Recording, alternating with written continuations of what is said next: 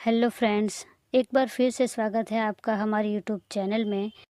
आज की कहानी का नाम है जिम्मेदारी। रोशनी प्रिया के लिए दूध लेने किचन में गई। रोशनी की चीख सुनकर मिहिर भागता हुआ किचन में आया। किचन में जाकर देखा तो मिहिर के पांव नीचे से ज़मीन सरक गई। रोशनी के कपड़ों में आग लग गई थी। मिहिर भागकर उसके कमरे में गया, एक बड़ी चादर लेकर आया और आग बुझाने की कोशिश करने लगा। आस पड़ोस वाले लोग भी जमा हो गए। किसी भी तरह करके आग तो बुझ गई, लेकिन मिहिर रोशनी को नहीं बचा पाया। मिहिर एक सीधा साधा मेहनती इंसान था। 4 साल पहले ही उसकी रोशनी से शादी हुई थी। वह अपनी पत्नी के साथ बहुत खुश था। प्रिया के जन्म के बाद तो दोनों में और भी ज़्यादा प्यार बढ़ गया था। दोनों बहुत खुश थे। मिहिर अपने काम से काम रखता। उसने 2 BHK फ्लैट भी लोन लेकर ले लिया था। जिंदगी बहुत अच्छे से चल रही थी कि अचानक मुसीबतों का पहाड़ टूट गया। कुछ समझ नहीं आ रहा था कि अब वह क्या करे। रोशनी के बिना वह कैसे जिएगा और छोटी प्रिया का क्या होगा, यह विचार खाए जा रहा था। प्रिया भी सहम गई थी और मिहिर की गोदी से उतर ही नहीं रही थी। अब तक रोशनी के माता पिता और उसकी छोटी बहन वैशाली भी आ गए थे। वैशाली को देखते ही प्रिया उसके पास चली गई और उसके कंधे से लग गई। वैशाली प्रिया को कमरे से बाहर ले गई और उसको बहलाने की कोशिश करने लगी। प्रिया भी वैशाली के साथ सहज हो गई। शाम हो चुकी थी। रोशनी का अंतिम संस्कार हो चुका था। परिवार के सब लोग बैठे हुए थे। सबके मन में एक ही सवाल था, इस छोटी प्यारी बच्ची प्रिया का क्या होगा। रोशनी 3 बहनों में से सबसे बड़ी थी। रोशनी के पिताजी की गांव में एक छोटी सी दुकान थी।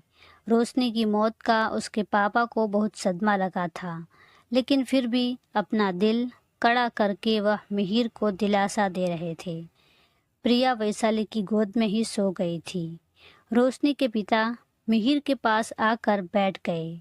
उन्होंने बड़े प्यार से मिहिर के सर पर हाथ फेरते हुए कहा कि अब वैशाली को रोशनी की जगह पर प्रिया की जिम्मेदारी देने के लिए तैयार है और इसी में सबकी भलाई है। वैशाली प्रिया से अच्छे से हिल मिल गई थी और एक वैशाली ही थी जो प्रिया को माँ का प्यार दे सकती थी। रोशनी के माता पिता प्रिया को अपने साथ ले गए। कुछ दिनों बाद ही मिहिर और वैशाली की सादगी से शादी करवा दी गई। प्रिया वैशाली के साथ हिल मिल गई थी। वह जल्द ही सहज हो गई और वैशाली को ही माँ समझने लगी। वैशाली की उम्र 21 साल थी। उसने कॉलेज तक पढ़ाई की थी। वह बहुत ही समझदार थी। उसने मिहिर के घर को अच्छे से संभाल लिया। समय तेजी से बढ़ता गया। प्रिया को भी स्कूल में दाखिल करा दिया गया। वैशाली का भी अपना एक बेटा हो गया, लेकिन प्रिया के प्रति वैशाली का प्यार कभी कम नहीं हुआ। वह प्रिया को रोज़ स्कूल छोड़ने जाती, स्कूल से वापस लेकर आती, उसकी हर ज़रूरत का ख्याल रखती।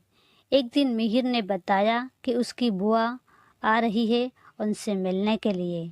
मिहिर की बुआ को मिहिर के साथ हुए हादसे के बारे में कुछ पता नहीं था। वैशाली ने जब यह बात सुनी तो वह सहम गई, क्योंकि बुआ न जाने क्या कहेगी, कैसा व्यवहार करेगी। उसे रोशनी की जगह पर देखकर पता नहीं बच्चों के सामने ही कुछ ना कह दे। शाम हो गई थी। उसने जल्दी से घर का काम निपटाया और रात का खाना बनाने में लग गई।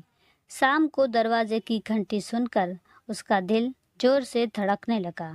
उसने अपना पल्लू सही किया और धड़कते दिल से दरवाज़ा खोला। सामने मिहिर के साथ एक बुजुर्ग उम्र की महिला खड़ी थी।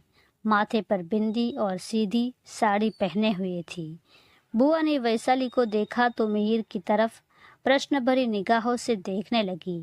जब मिहिर ने कहा कि यह मेरी पत्नी है, फिर बुआ को अपने साथ हुए हादसे के बारे में बताया, तो बुआ जी जोर जोर से रोना शुरू कर दिया।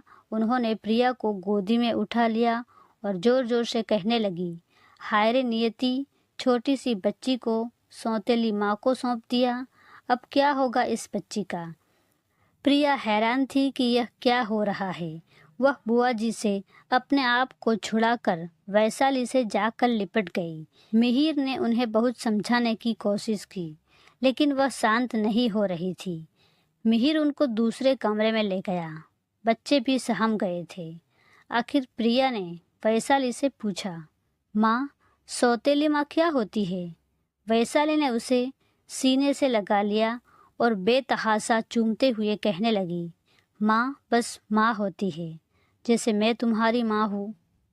तो फ्रेंड्स, ये स्टोरी अगर आपको अच्छी लगी हो तो लाइक करना और शेयर करना ना भूलें। मिलते हैं किसी नई स्टोरी के साथ। अपना ख्याल रखें। Thank you.